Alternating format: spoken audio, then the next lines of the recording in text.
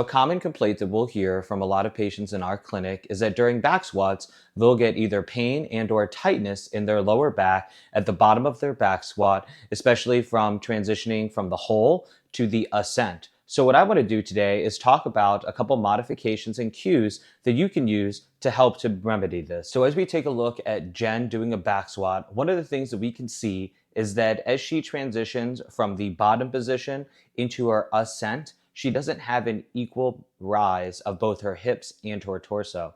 What happens is that creates this pitch forward, and she ends up being very trunk dominant, which places a lot of pressure on the muscles of the small of her back. And that can create a lot of overload to those smaller muscles as opposed to helping to engage a little bit more the stronger, more powerful muscles of your glutes and your thighs and the rest of your legs.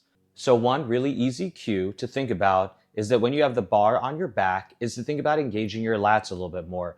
To do this, what we cue athletes to do is to think about bending the bar over the top of their shoulders, very similar to making a U or a yoke shape. What this is going to do is this is going to help you to engage the muscles of your lats and your upper body, and that's going to create a very rigid torso. That rigid and a little bit more upright torso is going to allow you to have a little bit more of an equal rise between your lower body and your trunk. And this is going to help to take some of that compression and shear off of your lower back.